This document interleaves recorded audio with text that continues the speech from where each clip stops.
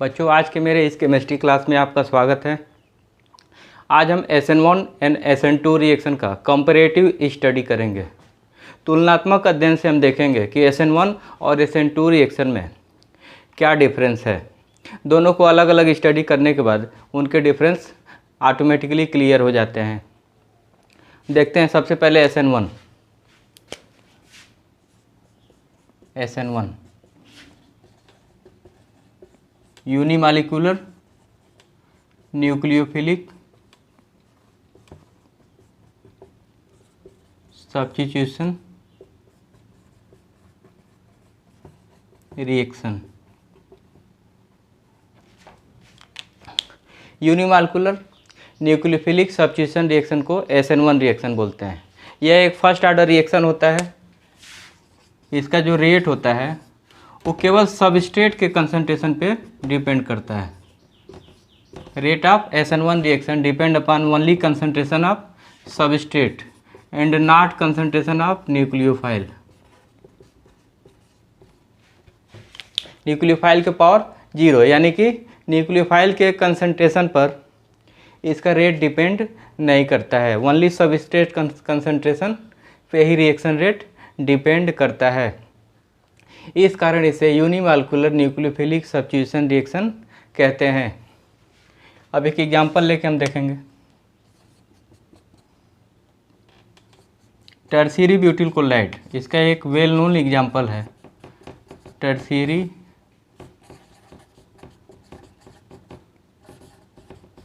Butyl chloride, इसको aqueous NaOH से treat कराने पर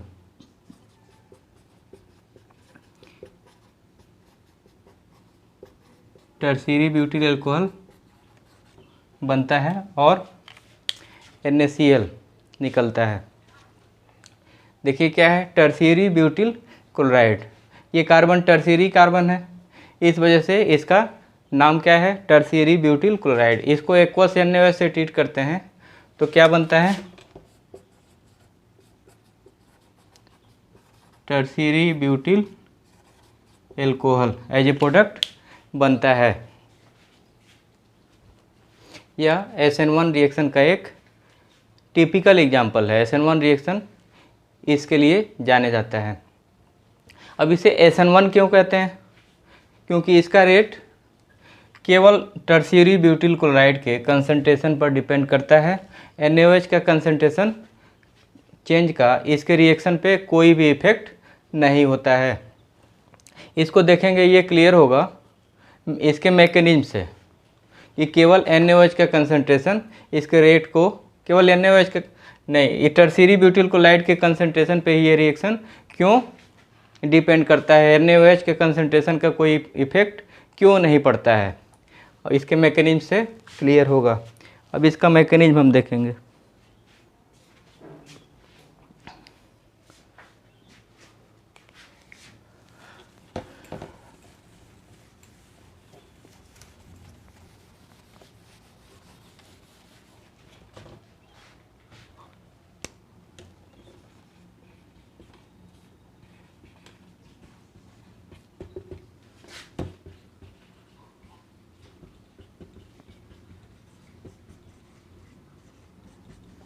mechanism consists of two steps. Step first, R2 ionization और कार्बोकैटायन फॉर्मेशन। इस स्टेप में टर्शियरी ब्यूटिल क्लोराइड का R2 आयनाइजेशन होता है और कार्बोकैटायन का फॉर्मेशन होता है। इस स्टेप को R2 आयनाइजेशन या कार्बोकैटायन फॉर्मेशन बोलते हैं।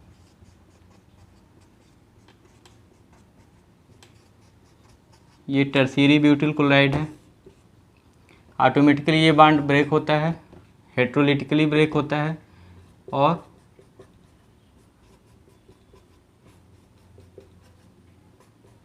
ये प्लेनर कार्बोकैटायन बनता है। Tertiary butyl carbocation. और क्लोराइड आयन बनता है। ये टर्शियरी ब्यूटाइल क्लोराइड एक प्लेनर स्पीसीज है। अब हम देखेंगे कि ये रिएक्शन, ये स्टेप स्लो होगा कि फास्ट होगा। सेकंड देखने के बाद दोनों का कंपैरेटिव स्टडी करेंगे, कौन सा स्टेप स्लो होगा और कौन सा स्टेप फास्ट। और स्टेप सेकंड में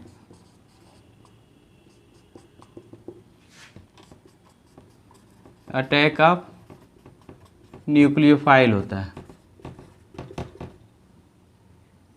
अटैक ऑफ न्यूक्लियोफाइल। इस स्टेप में कार्बोकैटायन बना और स्टेप सेकंड में इस कार्बोकैटायन के पॉजिटिव कार्बन सेंटर पे न्यूक्लियोफाइल का अटैक होता है।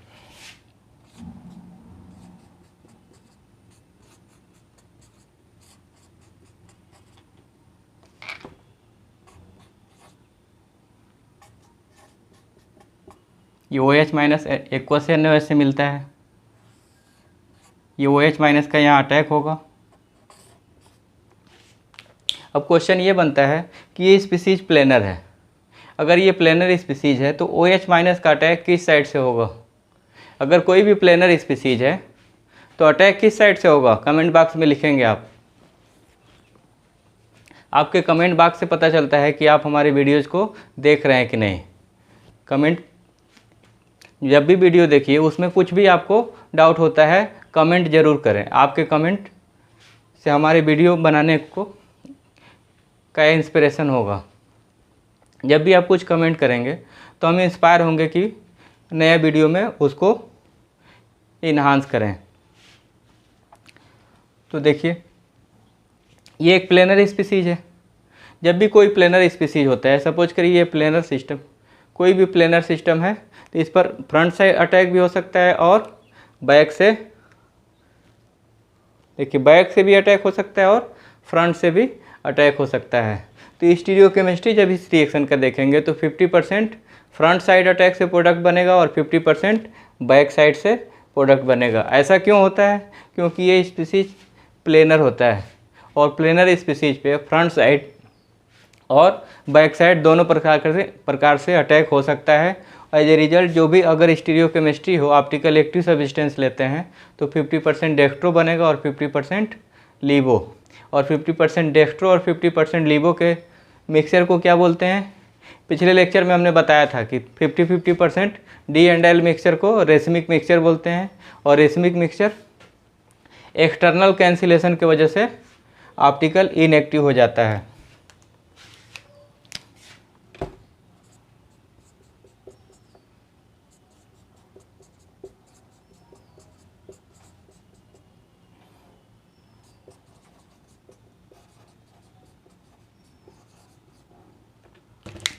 तो इस कार्बोकैटायन पे OH माइनस का अटैक होता है और टर्शियरी ब्यूटाइल अल्कोहल मिलता है। ये दोनों स्टेप को हम देखते हैं, कौन सा स्टेप स्लो होगा और कौन सा स्टेप फास्ट होगा।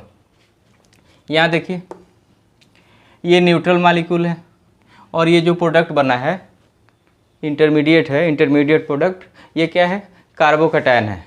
आयनिक स्पीसीज न्यूट्रल स्पीसीज की तुलना में क्या होते हैं, अनस्टेबल होते हैं। तो ये स्टेबल है और ये अनस्टेबल। तो स्टेबल सिस्टम अनस्टेबल सिस्टम में कन्वर्ट होना चाहेगा, कमेंट बॉक्स में लिखिएगा। कोई भी unstable system,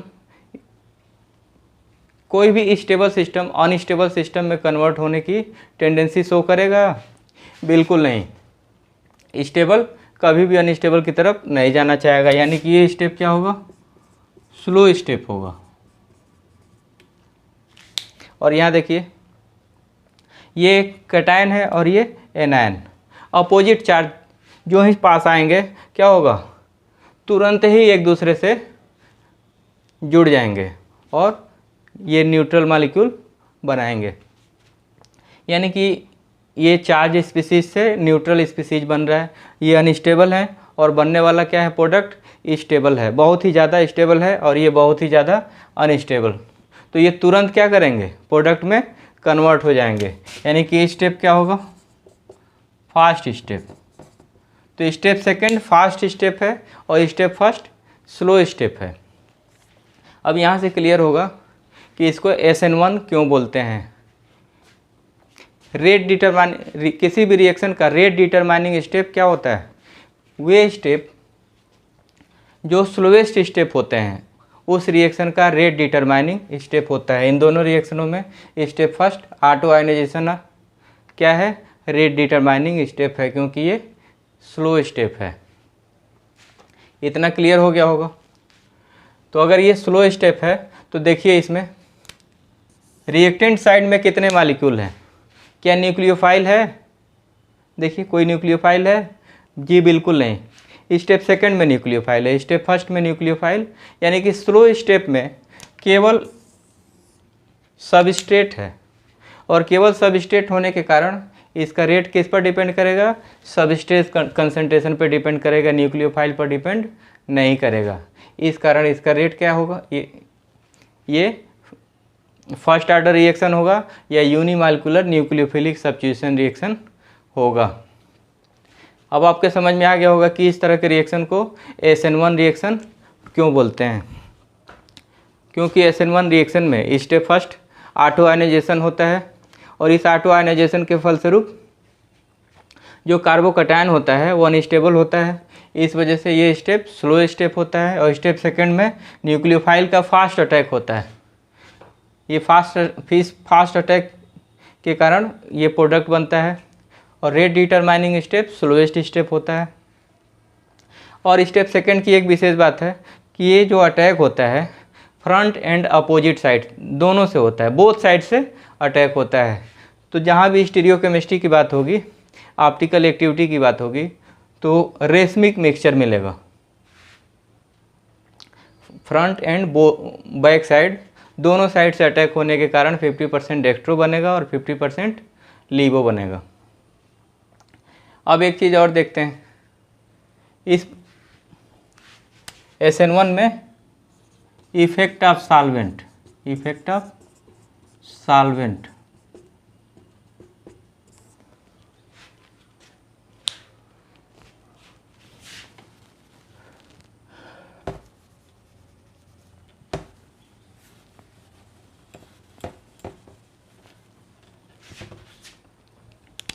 effect of solvent in SN1।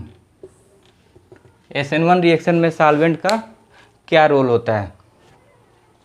अब आप देखिए स्टेप फर्स्ट जो होता है रेट डिटरमाइनिंग स्टेप है। इसमें क्या बन रहा है? ये कार्बोकैटायन बन रहा है और ये क्लोराइड एनायन बन रहा है। अगर कोई पोलर सॉल्वेंट लेते हैं तो पोलर सॉल्वेंट किसको स्टेबलाइज करेगा? ये इसमें कोई चार्ज नहीं है, ये नॉन पोलर सिस्टम है, ये पोलर सिस्टम है। देखिए ये अपोजिट चार्ज आयन बन रहे हैं। तो सपोज करिए H2O आपने लिया है, तो ये H2O क्या करेगा? इस क्लोराइड आयन को सॉल्वेट करेगा और इसको भी सॉल्वेट करेगा। देखिए H2O में ये O निगेटिव पोर्शन होता है,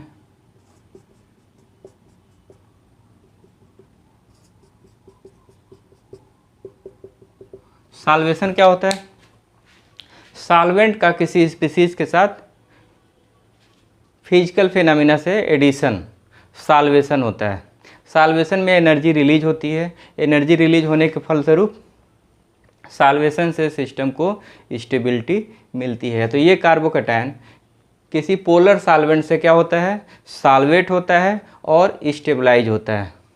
तो ये स्टेबलाइज अगर होगा तो बैक में फिर से ये मॉलिक्यूल की तरफ नहीं लौटेगा, यानी कि पोलर सॉल्वेंट इस कार्बोकैटायन को स्टेबलाइज करेगा।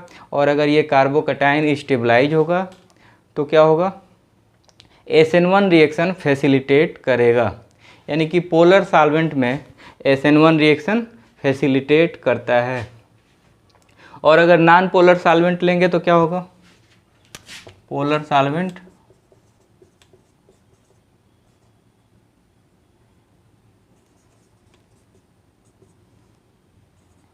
SN1 facilitate.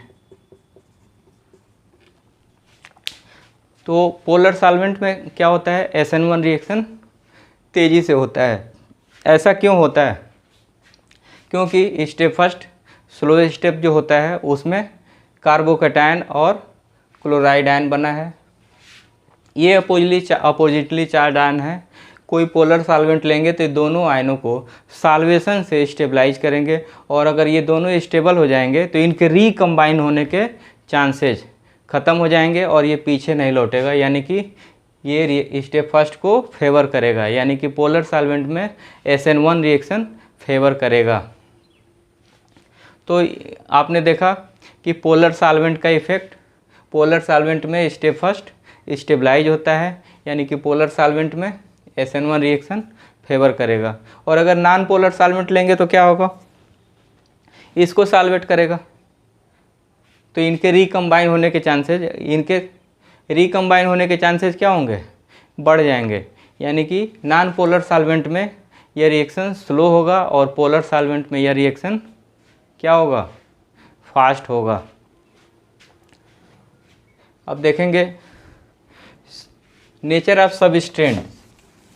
Nature of substrate,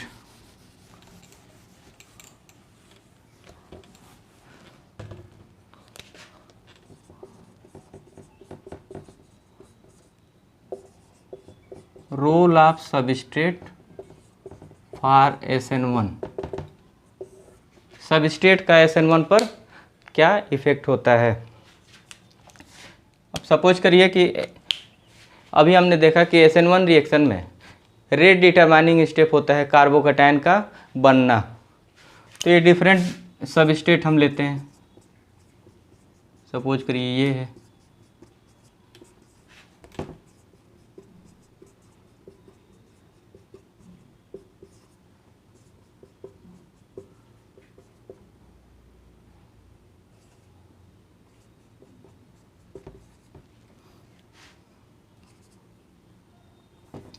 तो इनके कटायंस हम बना लेते हैं।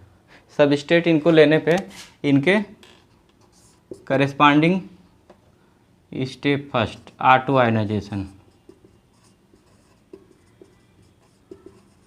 क्या बनेगा?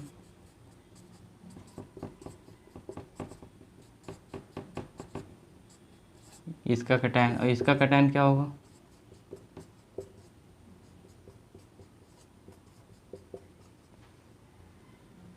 इसका कटायन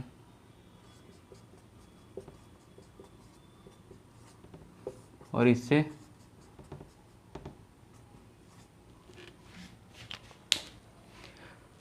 तो डिफरेंट सबस्ट्रेट लेने पे उनके करेस्पॉन्डिंग कार्बोकैटायन क्या क्या बनेंगे। ये टर्शियरी नेचर का आपने लिया एल्किल हैलाइड, ये सेकेंडरी नेचर का है, ये प्राइमरी नेचर का है, और ये प्रिमिटिव टाइप सबस्ट्रेट लिया आपने। तो इससे जो कार्बोकैटायन बनता है ये टर्शियरी कार्बोकैटायन है,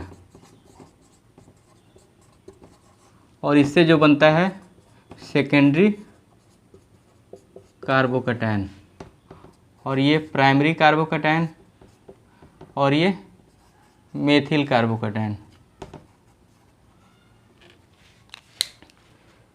अब हम देखेंगे कार्बोकैटायन की स्टेबिलिटी।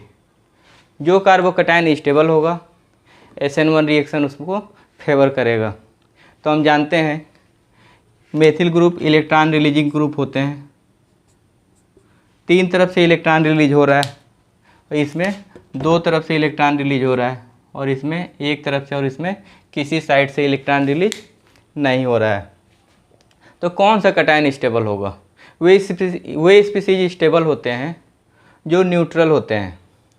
तो ये 3 तरफ से इलेक्ट्रॉन प्रोवाइड हो रहे हैं, रिलीज हो रहे हैं, और इसमें 2 तरफ से, इसमें 1 तरफ से, इसमें कहीं से भी नहीं। यानी कि सबसे ज़्यादा स्टेबल ये टर्शियरी कार्बोकैटायन होगा, फिर सेकेंडरी, और फिर प्राइमरी, और फिर मेथिल क्लोराइड। यानी कि SN1 रिएक्शन सबसे ज़्यादा टर्शियरी में होगा, फिर सेकेंडरी में, और फिर प्राइमरी में। ये रिएक्टिविटी टुवार्ड्स, ये क्या है? रिएक्टिविटी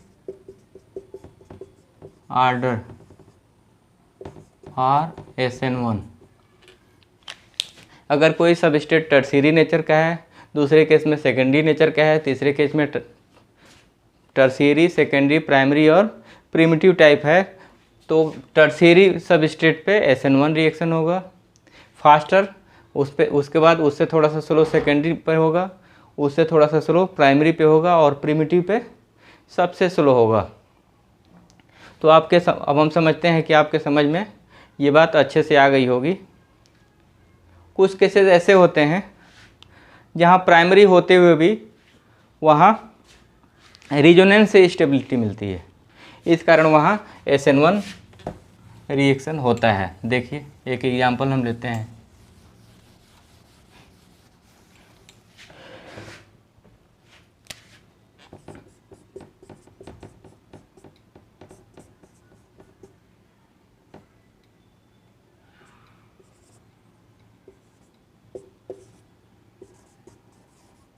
ये एलिल क्लोराइड है, इसमें जो कैटायन बनता है ऑटो आयनाइजेशन के फलस्वरूप ये एलिल कैटायन बनता है।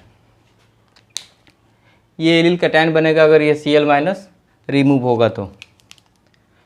अब ये रिजोनेंस शो करता है, इस रिजोनेंस के कारण इसका एक आइडेंटिकल स्ट्रक्चर प्राप्त होता है।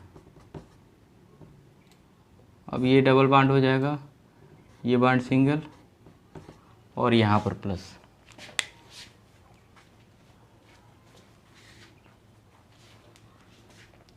तो देखिए इस स्ट्रक्चर में इस कार्बन पे पॉजिटिव चार्ज है, इस स्ट्रक्चर में इस कार्बन पर पॉजिटिव चार्ज है, दोनों आइडेंटिकल स्ट्रक्चर हैं।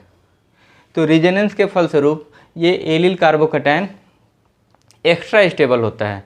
इस वजह से ये प्राइमरी नेचर का होते हुए भी SN1 रिएक्शन शो करता है। तो SN1 रिएक्शन वे सिस्टम शो करेंगे जिसके कार्बोकैटायन स्टेबल होंगे। अब हम देखेंगे SN2 रिएक्शन जब हम देख लेंगे तो दोनों के डिफरेंसेस क्लियर हो जाएंगे।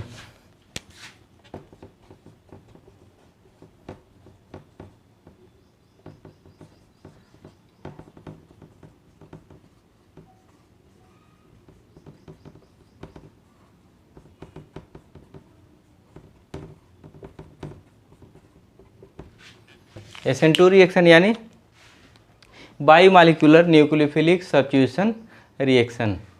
इसका जो रेट होता है, rate of reaction depend upon concentration of substrate and nucleophile together. ये सेकेंड ऑर्डर रिएक्शन होता है। इसका रेट सबस्ट्रेट और न्यूक्लियोफाइल दोनों के कंसंट्रेशन पर डिपेंड करता है। इस वजह से इसका नाम क्या पड़ा है, बाईमॉलिक्यूलर न्यूक्लियोफिलिक सब्स्टिट्यूशन रिएक्शन। इसका टिपिकल एग्जांपल है मेथिल क्लोराइड का एक्वस NaOH के साथ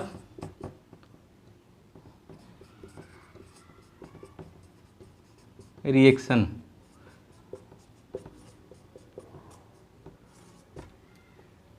ये आपका मेथिल क्लोराइड है और ये मेथिल एल्कोहल। चलिए क्वेश्चन बताइए, मेथिल क्लोराइड और मेथिल एल्कोहल दोनों में से किसका बॉइलिंग पॉइंट अधिक होगा और क्यों? कमेंट बॉक्स में आप लिखिएगा। जब भी आप कुछ कमेंट करेंगे तो इससे पता लगेगा कि आप वीडियो को लगातार देख रहे हैं और आपके कमेंट हमें प्रेरित करेंगे कि हम आपके ज़रूरत की हिसाब से वीडियो बनाएं। मेथिल क्लोराइड और मेथिल एल्कोहल दोनों के बॉइलिंग पॉइंट का कंपेयर करिए, किसका ज़्यादा होगा और किसका कम, रीजन सहित। किसका ज़्यादा होगा सोच के बताइए। चलिए एक क्लू दे देते हैं, इसमें हाइड्रोजन बॉन्डिंग एक मेजर रोल प्ले करेगा। हाइड्रोजन बॉन्डिंग कौन से कंपाउंड बनाते हैं? हाइड्रोजन बॉन्डिंग वे कंपाउंड बनाते हैं जिनसे O से लगा हाइड्रोजन, N से लगा हाइड्रोजन और F से लगा हाइड्रोजन। जब भी किसी अन्य इलेक्ट्रोनेगेटिव एटम के संपर्क में आते हैं तो हाइड्रोजन बॉन्ड बनता है। तो हाइड्रोजन बॉन्डिंग कब होता है? O से लगा हाइड्रोजन, N से लगा हाइड्रोजन और F से लगा हाइड्रोजन, O, N और F से लगे हाइड्रोजन जब भी किसी हाईली इलेक्ट्रोनिगेटिव एटम के क्लोज कांटेक्ट में आते हैं तो वहाँ एक वीक वांडरवाल फोर्स डेवलप हो जाता है और उसी को आप क्या बोलते हैं, हाइड्रोजन बॉन्डिंग बोलते हैं। है तो बहुत ही वीक, लेकिन क्यूमुलेटिव इफेक्ट में बहुत सारे हाइड्रोजन बॉन्ड जब एक साथ आ जाते हैं तो उसके फिजिकल प्रॉपर्टी में बहुत सा चेंज कर देते हैं।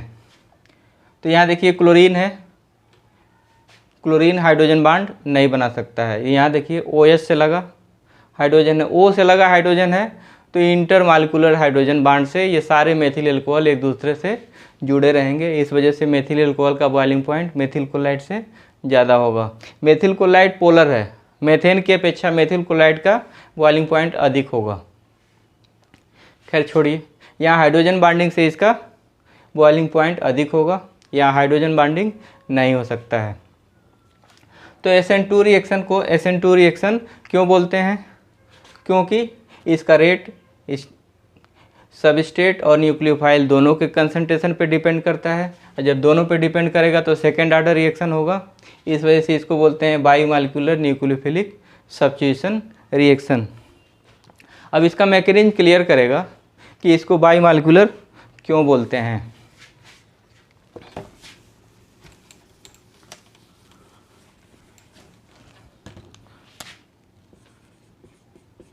Mechanism of SN2 only one step mechanism.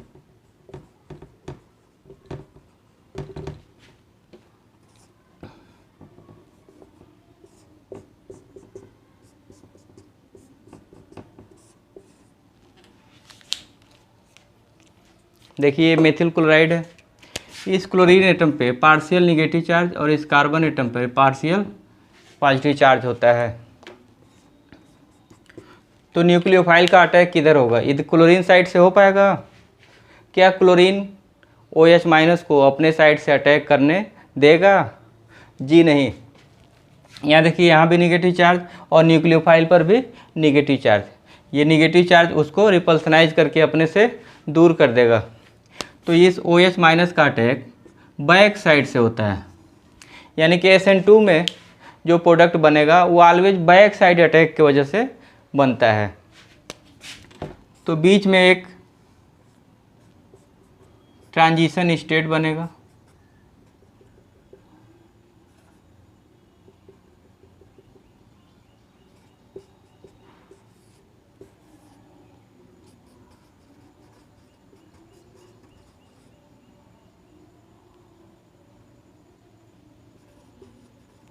Pentavalent transition state, और इस पेंटावैलेंट ट्रांजिशन स्टेट से प्रोडक्ट आपका बनता है। देखिए वन स्टेप मैकेनिज्म है।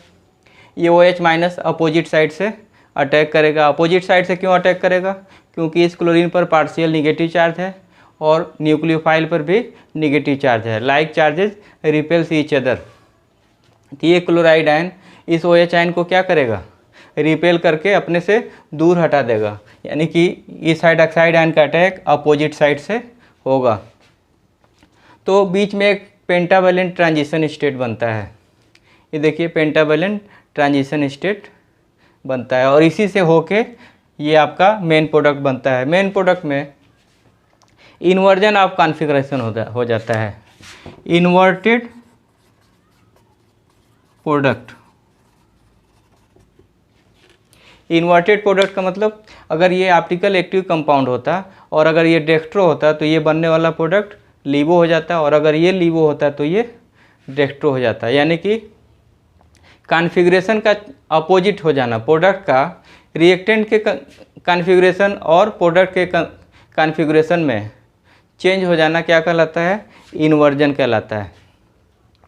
इस इन्वर्जन को वाल्डेन इन्वर्जन भी बोलते हैं, वाल्डेन इन्वर्जन। वाल्डेन इन्वर्जन का रीजन क्या है? Back side attack of nucleophile. अब इसमें देखिए, ये जो इंटरमीडिएट ट्रांजिशन स्टेट है ये पेंटावेलेंट है, यानी कि जो बड़े बड़े ग्रुप होंगे इस पेंटावेलेंट स्टेट को क्या करेंगे, डीस्टेबलाइज करेंगे, और छोटे ग्रुप क्या करेंगे, स्टेबलाइज करेंगे। तो बल्कि ग्रुप वाले सबस्टेट SN2 मैकेनिज्म से नहीं होंगे।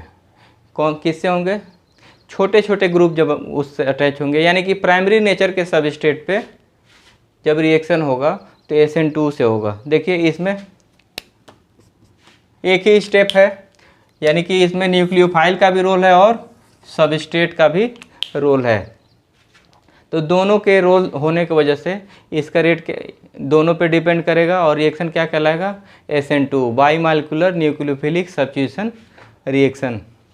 इसकी स्पेसिफिसिटी क्या है, प्रोडक्ट जो बनेगा इन्वर्टेड प्रोडक्ट होगा। पहला स्पेसिफिसिटी क्या है, inverted product.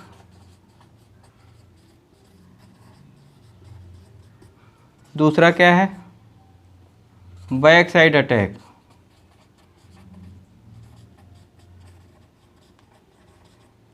Back side attack of nucleophile.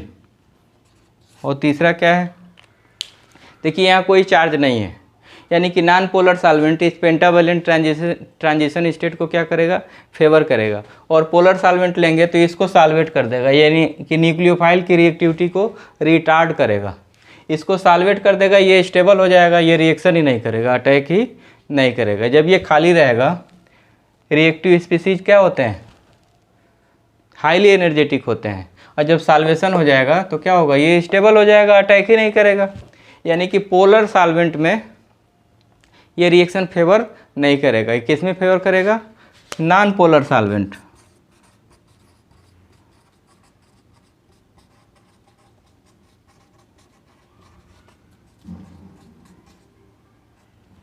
तो इस रिएक्शन के इस विशेषता क्या है, प्रोडक्ट जो बनेगा इन्वर्टेड होगा। सेकंड, न्यूक्लियोफाइल का अटैक जब भी होगा बैक साइड अटैक होगा। और थर्ड, सॉल्वेंट कब फेवर करेगा, पोलर सॉल्वेंट लेंगे ये फेवर नहीं करेगा, क्योंकि न्यूक्लियोफाइल के कंसंट्रेशन को कम कर देगा। नॉन पोलर सॉल्वेंट में SN2 फेवर करेगा और पोलर सॉल्वेंट में SN1 फेवर करेगा। इस प्रकार हमने SN1 और SN2 के डिफरेंस को क्लियर किया। अभी भी आपको अगर कोई भी डाउट होगा तो कमेंट बॉक्स में लिखिएगा, उसको क्लियर करेंगे।